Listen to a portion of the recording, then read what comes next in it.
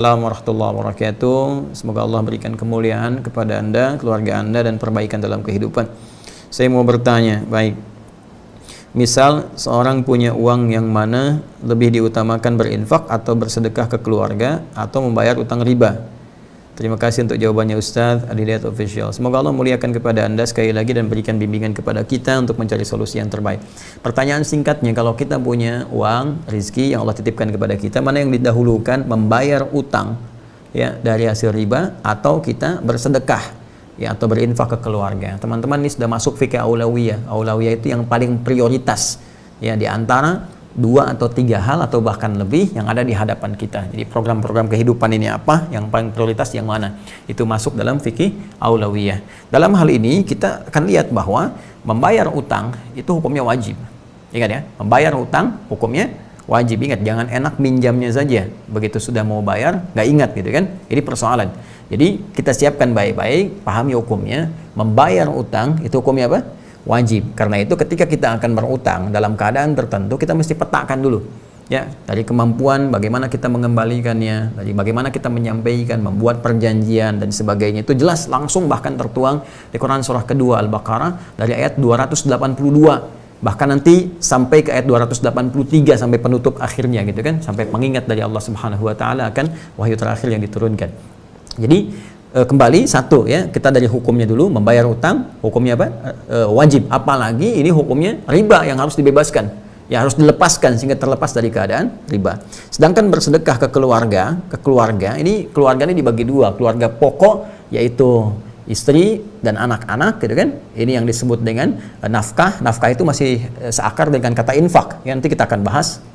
Dan yang kedua, ada di luar keluarga pokok kita yang sifatnya kita langsung dalam naungan kita, dalam pemeliharaan kita ya, tadi yang istri, anak, kemudian juga di dalam rumah kita. Yang kedua di luar itu ya, misal yang beda tempat tinggal dengan kita, ada ibu misalkan, ada keponakan, ada kerabat terdekat jauh, ada fakir, ada miskin ya, ada ibnu sabil dan sebagainya.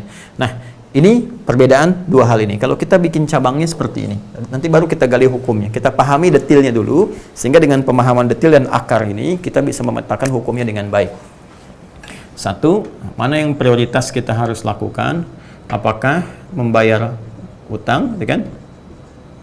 Bayar hutang. Bahkan di sini hutangnya jenisnya riba lagi. Semoga Allah jauhkan kita dan lepaskan kita dari jerat-jerat riba. Kemudian di sini tadi pertanyaannya adalah berinfak atau sedekah. Nanti kita juga bisa bahas perbedaan infak dengan sedekah itu apa. Ini infak, dari infak ini saya buka begini, ada yang sifatnya wajib, ada yang sifatnya sunnah. Nah, sekarang perhatikan baik-baik teman-teman sekalian. Kalau kita melihat hukum bayar hutang, ini sudah hukumnya wajib, wajib dibayar. Oh, hati-hati. Ya, hati-hati ya teman-teman sekalian. Bayar utang hukumnya wajib.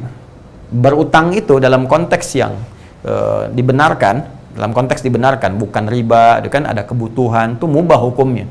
Bahkan kalau ada terkait dengan sifat-sifat kebaikan, hajat hidup dan sebagainya, itu bisa naik kadarnya dari wajib ke sunnah gitu kan, bahkan mohon maaf, dari mubah ke sunnah bahkan ke wajib dalam konteks-konteks tertentu yang memang berkaitan dengan hajat kehidupan ya, untuk melindungi jiwa atau nyawa. Tapi ingat, untuk membayar nggak ada turunan, dasar hukumnya wajib untuk mengembalikannya. Jadi kita temukan dulu, bayar hutang hukumnya wajib, apalagi melepaskan diri dari riba.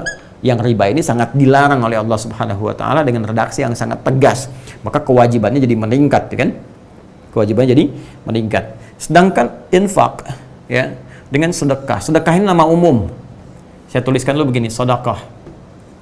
Ya, jamaknya sedekah. Nah, ini. Ya, sedekah, sedekah. Dari akar kata infinitif kata kerja yang pertamanya dari kata sedekah, sesuatu yang benar. Sedekah membenarkan, tasdiq pembenaran, siddiq orang yang punya sifat senantiasa membenarkan pada kebaikan. Ya, sedekah ini segala jenis kebaikan yang membenarkan keadaan iman kita. Sehingga dalam fikih disebut kullu ma'rufin sedekah. Semua jenis kebaikan itu yang didasarkan pada nilai iman untuk membenarkan keadaan iman kita, itu disebut dengan sedekah. Jelas ya? Karena seseorang kalau telah beriman, maka imannya perlu dibuktikan. Apa pembuktian dari iman itu? Perbuatan baik. Karena orang yang punya iman, nanti imannya akan memancarkan cahaya kebaikan pada seluruh elemen tubuhnya. Jadi ketika iman masuk ke dalam mata cahayanya, maka mata akan dibimbing untuk melihat segala yang baik. Iman masuk ke dalam telinga, maka telinga akan dibimbing untuk mendengar yang baik-baik. Demikian ke lisan, ke tangan, sampai ke ujung kaki. Nah, ketika semua ini berbuat dalam bimbingan iman tadi yang membenarkan ada iman dalam diri kita, dibenarkan oleh perilakunya, maka pembenaran perilaku terhadap keadaan iman itu disebut dengan sedekah namanya. Ya, perbuatannya sifatnya disebut dengan sedekah. Jadi kenapa disebut dengan sedekah? Karena terjadi perbuatan-perbuatan baik yang membenarkan keadaan imannya. Karena itu dalam kaidah fikih disebutkan kullu ma'rufin sedekah. Setiap jenis kebaikan yang bersumber dari iman seseorang itu disebut dengan sedekah. Jika perbuatannya bukan cuma 1, 2, 3, 4, 5 banyak, maka dijamakkan jadi sedekah. Ya, di sedekah ini nama umum. Salat itu masuk sedekah karena perbuatan baik membenarkan iman kita. Karena salat dibuka dengan kalimat iman, alladzina yu'minuna bil ghaib wa yuqimunas shalah. Zakat sedekah, ya, sedekah. Kenapa? Karena dengan berzakat membenarkan perintah iman yang disampaikan oleh Allah kepada kita. Wa aqimus shalah wa atuz zakah, dirikan salat, tunaikan zakat. Ketika berzakat itu sedekah. Makanya perintahnya kata Allah, khudz min amwalihim sadaqah.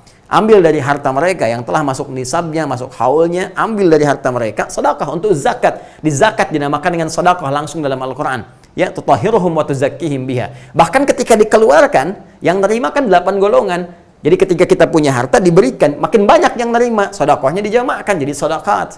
Buka Quran surah 9 At-Taubah di ayat ke-60. Innamas shadaqatu. Sungguh zakat itu, kenapa kok perbuatannya zakat tapi dinamakan pembagiannya dengan sedekah?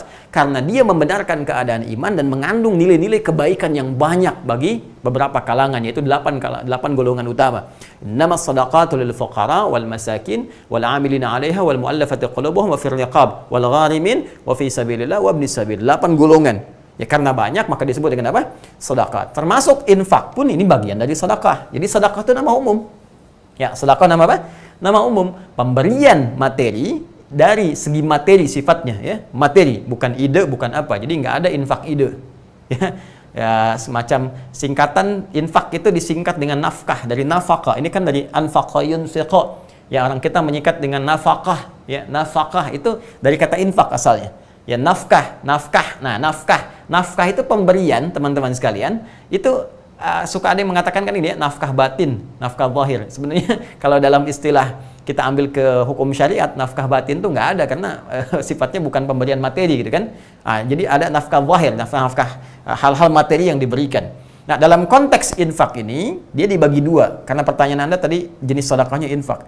Pertama adalah infak wajib yang diberikan kepada anggota keluarga pokok yang dalam naungan, ya. Baik naungan tanggung jawab dia dalam keseharian, untuk makannya, untuk kehidupannya, sandangnya, pangannya, papannya, dan sebagainya. Ini disebutkan di Quran surah keempat An-Nisa, ya, di ayat ke-34 di mushaf standar paling kiri sebelah atas. Ya, Allah berfirman, "Ar-rijalu qawwamuna 'alan nisa bima faddalallahu ba'dahum 'ala ba'din wa bima anfaqu min amwalihim." Itu ayatnya. Ya, para lelaki, para suami diberikan oleh Allah Subhanahu wa taala kelebihan terhadap istrinya dalam bagian tertentu. Nanti istri pun diberikan oleh Allah pada bagian yang lain untuk saling melengkapi. Nah, ada beberapa bagian yang memang perangkatnya didesain untuk laki-laki saja. Jadi jangan diambil oleh perempuan, ini bisa tertukar berbahaya nantinya. Pun demikian ada nanti kelebihan diberikan pada perempuan yang laki-laki nggak bisa memegang itu. Ya, apa di antara perangkat yang diberikan kepada laki-laki? Kata Allah, jiwa kepemimpinan untuk memimpin dalam kehidupan rumah tangga. Maka nanti ada kewibawaannya, mungkin sifat tegasnya dan sebagainya dimiliki laki-laki. Jadi jangan diambil peran itu. Jadi jangan sampai ada istilah misalnya istri pemberani dan para suami takut istri misalnya. Itu tidak dibenarkan dalam keadaan demikian. Sehingga jangan sampai terjadi lagi ada kisah, walaupun mungkin kisah ini hanya canda-canda saja, tapi nampaknya tidak tepat untuk dijadikan proses dalam beraktivitas dalam berkehidupan berkeluarga. Ya, siapa di tempat ini yang takut sama istrinya, ambil sebelah kanan, kata Pak RT. Yang tidak takut, ambil sebelah kiri. Maka semua ke kanan. Ya, semua ke kanan. Cuman satu orang yang ke kiri, gitu kan? RT-nya bingung, karena RT pun takut juga sama istrinya. Dia di kanan gitu kan. Dia tanya sama orang ini, kamu berani sama istri kamu? Karena di tempat itu terkenal hampir semua takut sama istri. Kata dia, kenapa kamu ke kanan? Kamu berani? Nggak takut sama istri? Saya nggak tahu Pak, saya cuma disuruh istri saya ke kiri. Jadi ini menunjukkan bahwa ada bagian yang sama. Nah, ini tidak dibenarkan. Yang ada adalah berpartner bersama-sama dalam kebaikan. Ya, nah ini menata dalam kehidupan rumah tangga, suami jadi nakhada, tapi juga tidak bisa otoriter. Ya, ada bagian-bagian tertentu berdiskusi, mengambil pendapat bersama-sama dan memutuskan dan menjadi juru bicara dalam keluarga pada suaminya. Yang kedua, wabima anfaqu min amwalihim, diberikan oleh Allah perangkat, ya, perangkat yang sangat spesifik untuk mencari nafkah. Ini dia. Infak yang dalam bahasa kita disebut nafkah. Nafkah untuk keluarga, ini yang disebut dengan nafkah wajib ini. Ya, keluarga. Nanti diberikan perangkatnya pada setiap suami laki-laki. Bedanya apa nanti dengan perempuan yang bekerja misalnya? Nah, laki-laki ini sifatnya mengikat, wajib dia. Ya, diberikan perangkat oleh Allah sepanjang punya kemampuan, kan, kemudian fisik baik, tidak ada kendala, nggak ada uzur yang lain, dia beraktivitas. Dan setiap dia bekerja, tetes keringatnya, Allah berikan dia rizki. Rizki ini berapapun yang dia dapatkan akan dicukupkan untuk jumlah keluarganya. Bisa keluarganya ada 5 bahkan, walaupun dapatnya cuma 500.000 misalnya, ya, per bulan, ini Allah cukupkan. Bahkan dikirim tidak di sisi yang lain kalau dia beramal soleh dengan baik. Mungkin kesan kita dikirim oleh tetangga, atau ada yang lainnya, atau ada traktir, atau ada bonus. Ini bagian dari yang Allah berikan, dari ikhtiar yang dikerjakan. Ini cukup untuk 5 orang ini.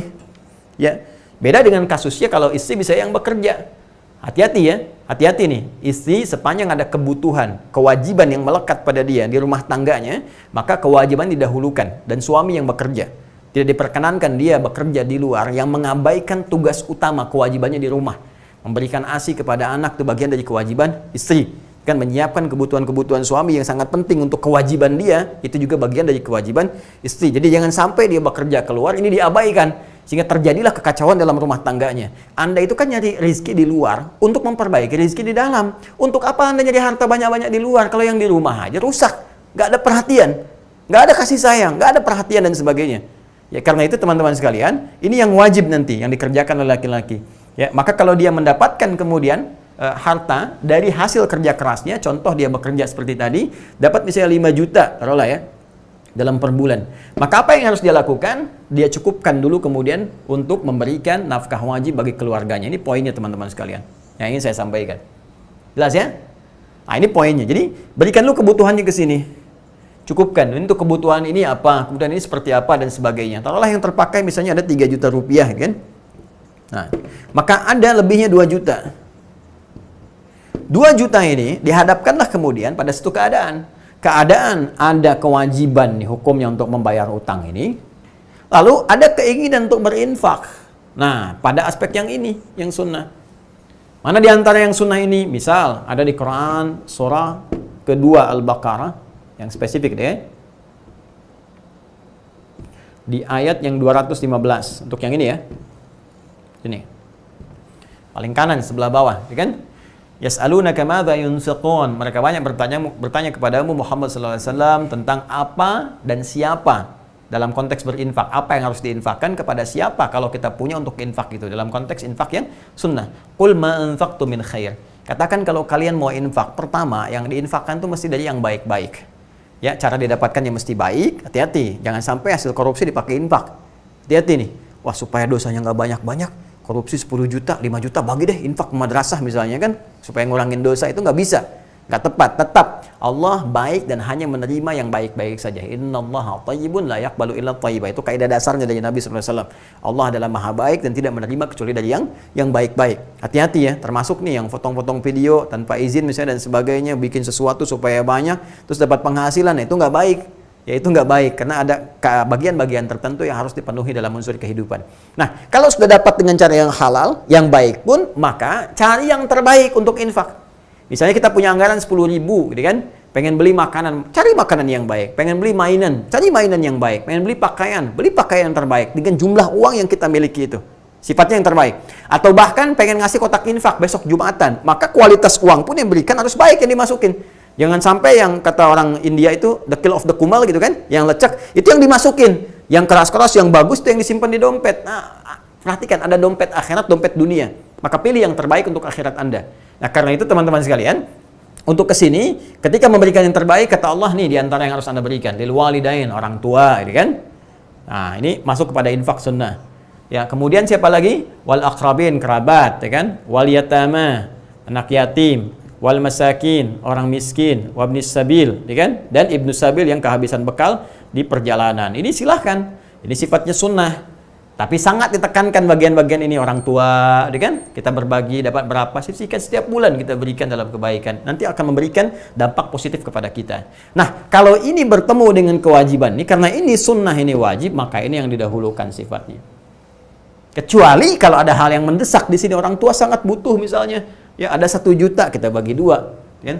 Berikan ke sini bagian, berikan di sini sebagian. Tapi secara hukum, kalau dia tidak ada kondisi yang seperti tadi, normal sifatnya, maka ini didahulukan untuk melepaskan diri kita dari jerat riba, jerat hutang. Setelah itu kemudian kita kembalikan pada situasi normal dengan diiringi doa kepada Allah Subhanahu wa taala. Doa yang sangat spesifik diajarkan oleh Nabi sallallahu alaihi wasallam supaya diantaranya kita terbebas dari utang piutang.